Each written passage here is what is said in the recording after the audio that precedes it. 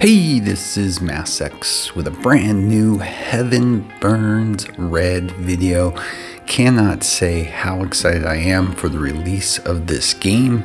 I did a reroll guide for you guys, and I'm going to go ahead and do some hints and tips for early game, and then we're going to start to dive deep in some other videos into this game. But if you're not aware of this game, it's been out for coming on 3 years, I believe, in Japan. I played it when it was first released and really enjoyed it. Absolutely loved it. It's very story driven, but the problem was I just got burned out on doing so much translation, because the thing that makes this game so good is not only the story, of course, and you have to translate so much, but also to a lot of parts to the gameplay, which I actually really enjoy. And it just got tedious trying to make sure I was figuring everything out and keeping up with the story. And so when it got announced for global, I was ecstatic. Now, this is the home screen that you're looking at if you're not familiar with the game. As you progress, it will open up more on the home screen for you. But this game, they released the version that came out in Japan early this year, so we're not getting the starter version back from years ago.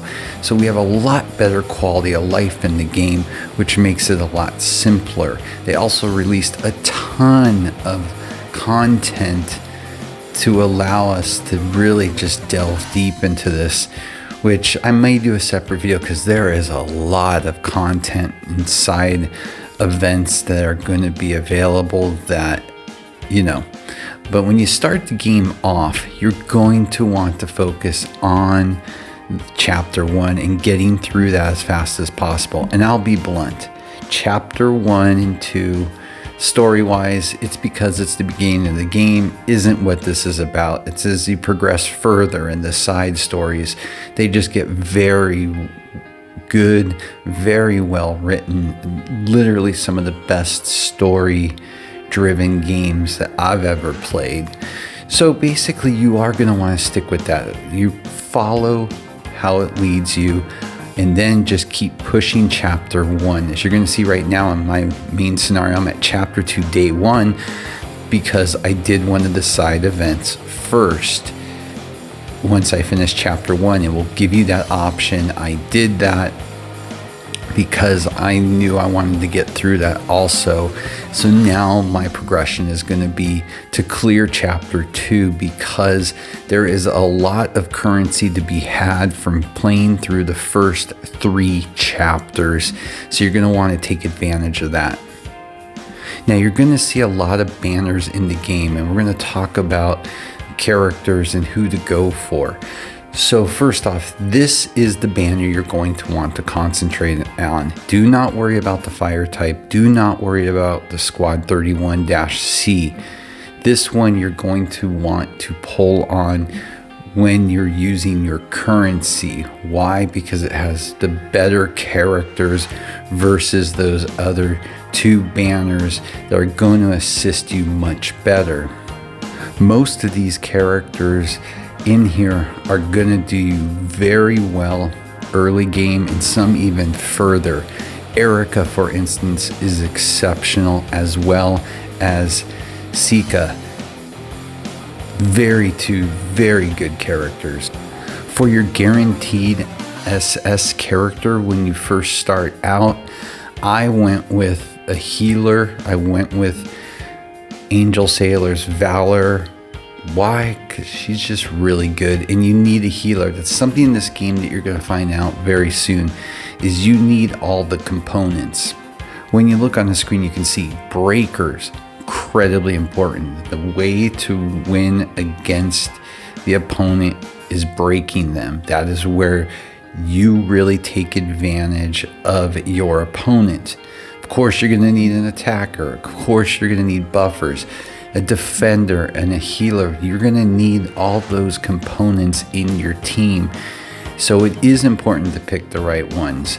So for me, of course, with my SS, I went with the healer that was the available option. She's very good. On top of that, getting a buffer like I had shown previously, this particular version, Exploration of the Universe, Dazzle of the Star, solid.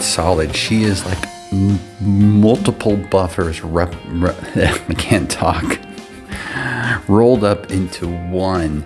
Can't go wrong with that one. And of course, as a defender, I've been using Inspiration of the Heart. This particular one been solid so far. In building your team, you know, early on you can use the auto formation. That's fine at first, and then you'll start to really pick and choose, because elements will become an issue in this game, but not early on, so you won't have to worry about that. But down the road, it is going to be something that you will be focusing on. But for me, like I said, you have a guaranteed SS, so going with a healer for me, Tama was just a no-brainer. And then seeking out from my pulls out of the gate to make sure I got Seika, Erica as my buffer and defender. Then the attacker, Ruka is going to be the easiest, probably not the best, but you are in the beginner's missions going to be able to limit break Ruka, if I'm not mistaken. So it's not a bad one. And then from there, you just start filling it out with what you've pulled on. Now, there is an auto-equip feature in here. When you look at your characters, you're going to be able to see there is a booster section, and this will open up.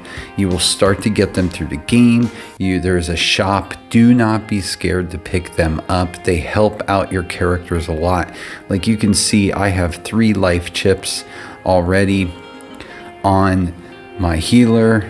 The trigger box, basically it's an all attribute one to help out. Do not be worried.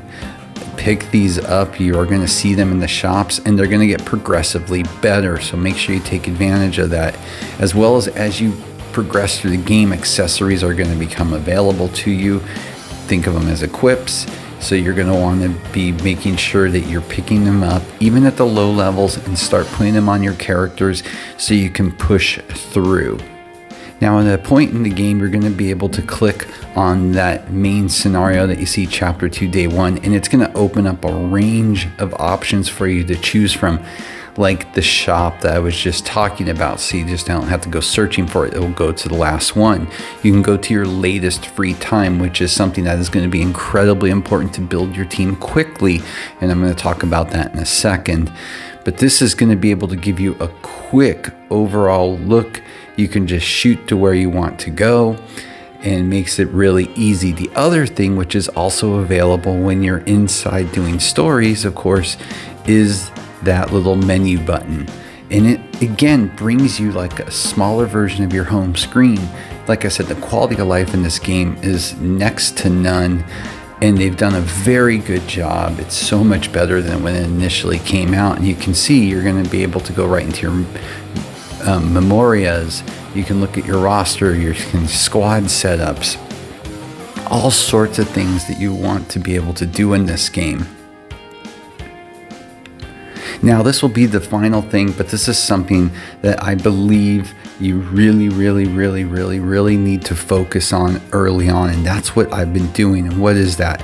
Well, you can see this latest free time. Well, free time is an area that's available to do a couple different things as you progress in the game. And when those free times open up, what you want to do is, when you're done playing the game for the day, you're going to want to make sure that, let's say if you have a laptop or a computer, when you have play on BlueStacks, or the PC version of this game, which is awesome that they released this right at the top of the game dropping, which is absolutely awesome.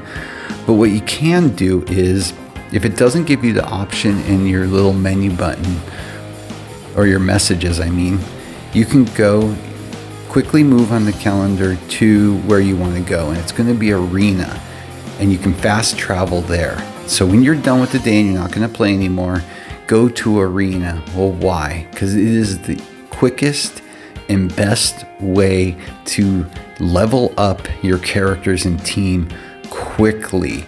So we're just going to fast way through this, and you're going to see there's all different ones available, because as you progress through the game, these are going to continue to open up. So for me, I'll just go ahead and pick the bottom one. You will have to play through it once. It's not long. You can set it for auto. Once you know, whatever one you can beat on auto is the one you're going to stick with. You're going to go in, you're going to let it play through.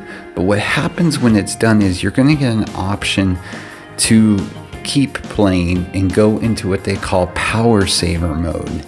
And when you do that and go into power saver mode, you can let it run for the remainder of the free time that you have left. So we're going to come through here and I'll show you. So you can see fight again, hit power save mode, hit fight again, and you just leave it running.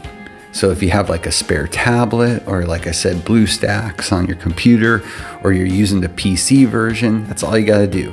And you can see at the top, number of wins, time left. I have 8 hours and 19 minutes and 40 something seconds.